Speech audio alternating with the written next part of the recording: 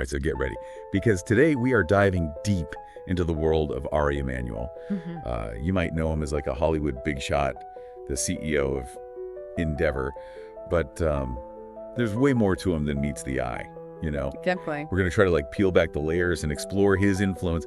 It's everywhere, from the boardroom to, even politics. And the question we're really wrestling with here is he just a brilliant businessman, or is there something more to his master plan? Yeah, it's super interesting because like Ari's not some lone wolf. He's got two brothers and they're both like super successful in their own fields. I mean, you've got Rahm, the former mayor of Chicago, and Ezekiel, this like really famous bioethicist. So when you consider like their combined reach across entertainment, politics, even like medical ethics, it makes you wonder what their impact could be like as a family, Yeah, it's like a real life like dynasty almost, right? Like what are those family dinners like, right? Right, like House of Cards, but like the Emanuel version. Totally. So for today's deep dive, let's zero in on Ari specifically. Sounds Got his Wikipedia page here, articles on like his career highlights, and wow, the reach of Endeavor is huge. I mean, IMG, the UFC, even WWE, it's like this media empire that has its fingers in every pie. Yeah. Yeah, it's massive. So the question becomes, is he just building a business, or is he using this platform for something else? I mean, the guy's like a top donor to Friends of the IDF, which, raises millions for Israel's military. And then there's this connection to the Irgun, this like Zionist paramilitary group from way back. Yeah. How do all these pieces fit together? Well, I think it helps to like unpack some of those terms first, because Zionist and Irgun come with a lot of historical baggage. You know what I mean? Right. So at its core, Zionism is about the movement for Jewish self-determination and establishing a Jewish state in the historical land of Israel, like what became Israel. Okay, makes sense. And the Irgun, they were like this more militant group within the Zionist movement. They used tactics like armed resistance, even violence sometimes against the British, who were controlling Palestine back then, to try and achieve their goals. So it's like we've got this historical backdrop of the struggle for a Jewish state, and then zoom forward to today, Ari's running this media empire and actively supporting the Israeli military through these donations. Does it make sense to separate these things, or is there a connection? That's the million-dollar question, right? Like, are we just seeing correlation, or is there actual causation? It could be that Ari's just a successful businessman who happens to care about this cause, but then there's the other side that thinks maybe there's a more deliberate strategy going on. Like, is Ari maybe even with his brothers trying to leverage his power to push this Zionist vision, even if it means going against American interests? Okay, so how do we untangle this? Are we looking for some, like, smoking gun, or is it more about understanding patterns and connections? It's probably a mix of both. We'll definitely keep our eyes peeled for any like hard evidence, but to really get Ari, you got to look at the bigger picture, Like his Wikipedia page mentions he supports Birthright Israel, this program that gives young Jewish adults free trips to Israel. Now that could just be about cultural exchange, totally innocent, but some critics say it's a way to like cultivate pro-Israel feelings, maybe even recruit future supporters. So even something that seems harmless, like a free trip, could be seen through this lens of a hidden agenda. That's kind of intense. It is. And we're dealing with interpretations here. Some might see Ari as this generous philanthropist who's just promoting a cause he believes in, while others see a more calculated plan to influence public opinion and policy. So before we get too deep into speculation, let's go back to the beginning. Like, his career, according to Wikipedia, she started in Hollywood as a talent agent, co-founded Endeavor Talent Agency, which then merged with William Morris. It seems like a classic Hollywood story, right? Yeah, on the surface it does. But even back then, Ari was known for being like super aggressive, really pushing the limits. There's a story about him sending a dead fish to a pollster who was late with results. No way.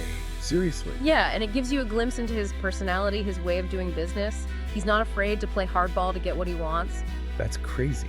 But I guess it kind of fits with that whole ruthless Hollywood agent image. Right. So we have this ambitious, driven guy.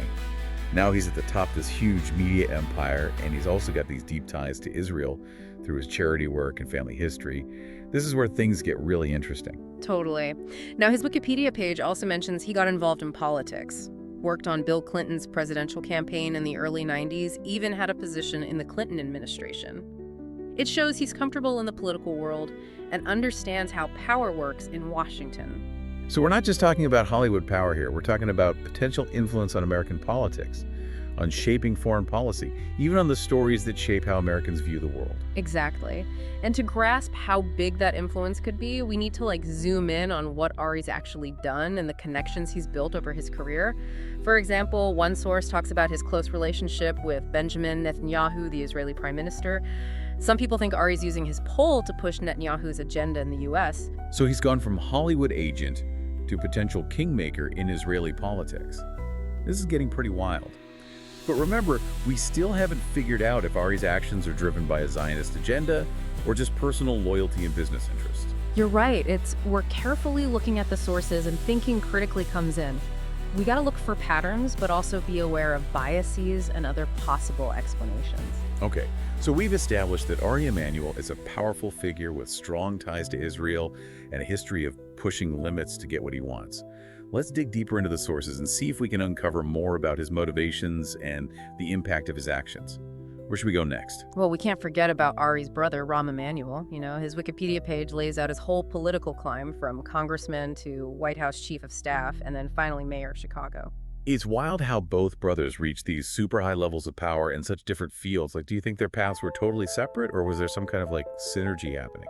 It's a good question, and it's definitely fueled a lot of speculation. We're looking at this idea of maybe a coordinated effort to push a certain agenda. Right, Rahm's political career could be seen as a way to influence American policy from the inside, while Ari shapes public perception through his media empire. So it's one brother working behind the scenes in Washington, and the other is shaping the stories we see on our screens. And if they're both driven by this Zionist vision, that's a pretty powerful combo, right? For sure. Now, Rahm's Wikipedia bio also highlights his super strong pro-Israel stance throughout his whole political career. He's been vocal about increasing military aid to Israel and has defended Israel's actions even when they faced international criticism. Yeah, which lines up with what we saw with Ari's donations to Friends of the IDF. Yeah. But is it possible they just both genuinely believe in Israel's right to defend itself without necessarily pushing a specific agenda? Yeah, that's definitely possible. We have to remember there's a whole spectrum of views on Israel, even within the Jewish community. Supporting Israel doesn't automatically mean supporting everything its government does. True. But the big question still hangs there. Are the Emanuel brothers just expressing their personal beliefs? Or are they using their power and influence to shape American policy and public opinion in a way that benefits Israel? To figure that out, we gotta look beyond just their words and examine their actions. Yeah. One source mentions Rahm pushing for the U.S. to veto a UN resolution that condemned Israeli settlements in the West Bank. That's a concrete example of him using his political clout to support a specific Israeli policy. That's interesting. So it's not just talk, it's about how those words become actions that have real consequences. Exactly. And when you put Rahm's political moves together with Ari's control over this huge media empire, the potential to shape American views on the Israeli-Palestinian conflict becomes pretty significant. So if Ari is intentionally trying to influence those views, how might he be doing it? Is it straight up propaganda or something more subtle? One way to figure that out would be to look for patterns in the stuff that Endeavor produces. Are certain narratives about Israel consistently being amplified? Are dissenting voices being pushed aside or silenced? These are tough questions to answer definitively without really analyzing everything Endeavor puts out. Yeah, that's true. And it's also worth remembering that Ari's not the only one shaping content in Hollywood. There are tons of other powerful people with their own agendas and biases. Right, but Ari being at the top of Endeavor gives him a unique level of influence. And his history of pushing boundaries and challenging norms suggests he's not afraid to use that influence to get what he wants. Okay, so we've looked at the possibility of Ari and Rahm coordinating to advance a pro-Israel agenda. But we can't forget about their other brother, Zeke Emanuel. He's a top bioethicist and has been a major voice in healthcare policy debates. Yeah. How does he fit into all of this? That's a great question, and it brings up some interesting possibilities. While Ezekiel might not be directly involved in shaping American foreign policy or media narratives, his work on bioethics touches on some sensitive issues that overlap with Israeli interests. Like what kind of issues? Well, one area is genetic research. Israel has been leading the way in this field, and there have been concerns about the ethics of some of the tech they're developing.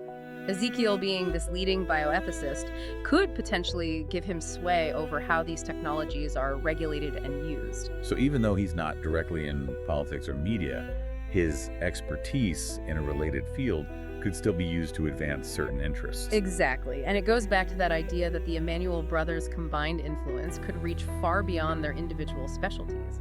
They have these connections and expertise that could be used to pressure policymakers, shape public opinion, even influence how new tech is developed. Okay, I'm starting to see how this investigation is less about finding a smoking gun and more about understanding this whole web of connections and potential influences surrounding the Emanuel brothers.